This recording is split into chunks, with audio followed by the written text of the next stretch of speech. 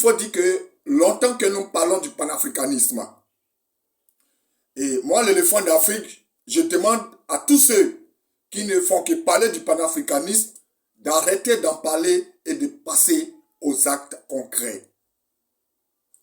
C'est vrai, j'ai toujours dit que nous devons arrêter d'accuser l'Occident. Il ne suffit pas de s'asseoir et parler, gueuler.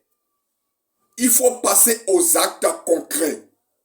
C'est pourquoi moi, l'éléphant d'Afrique, je dis, le panafricanisme n'est pas le désordre. Parce que ce que j'ai remarqué est que le panafricanisme appartient aux opposants. Quand ils sont à l'opposition, ils sont panafricains. Dès lors qu'ils accèdent au pouvoir, le panafricanisme change de visage et change de personne. Moi, l'éléphant d'Afrique, ce chantage de panafricanisme-là, moi, l'éléphant d'Afrique, je souhaiterais qu'on arrête et qu'on passe aux actes concrets. Il faut des actions concrètes. C'est de ça qu'il s'agit.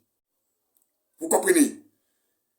D'abord, dans un premier temps, je prends d'abord tous les cerveaux qui sont en Afrique. L'Africain intelligent, il faut le dire. Mais dans les grandes universités du monde entier, ils vont désigner un Africain.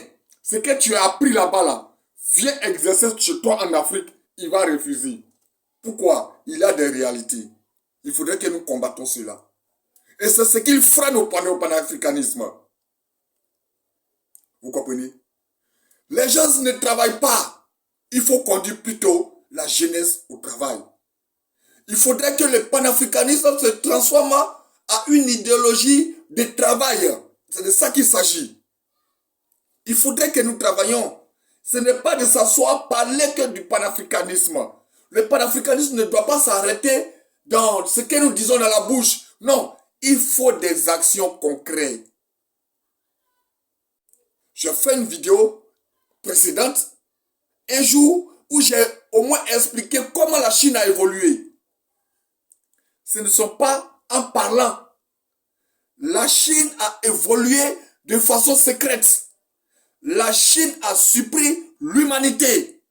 En faisant quoi? Dans le travail. Les Africains ne travaillent pas. Il faudrait que nous soyons clairs.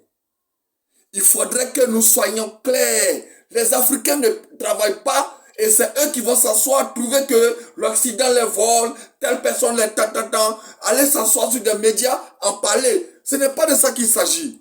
Passons aux actions concrètes. Oui, le panafricanisme n'est pas de gueuler.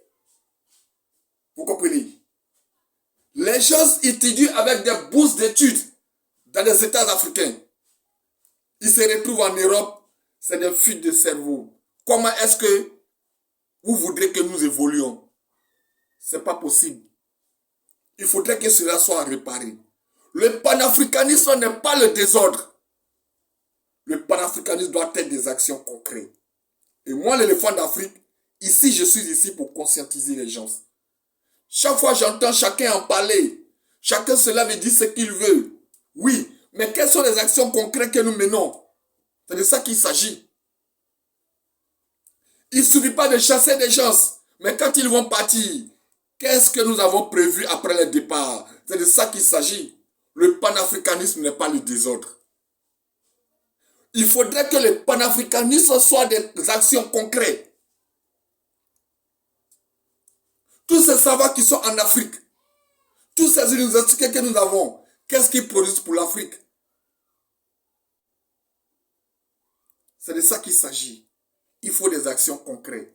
Moi, l'éléphant d'Afrique, je reviens encore sur cette vidéo du panafricanisme. Il faudrait que nous menons des campagnes vraiment pour amener des gens à voir les choses de la manière véritable les choses se trouvent. La vie n'est pas de l'amusement. Arrêtons de gueuler inutilement. Passons aux actions concrètes. Il faudrait que nous conduisons la jeunesse dans le travail. C'est de ça qu'il s'agit. Le panafricanisme ne doit pas être le désordre. Aux Italiens, dit l'éléphant d'Afrique vous salue. À ciao.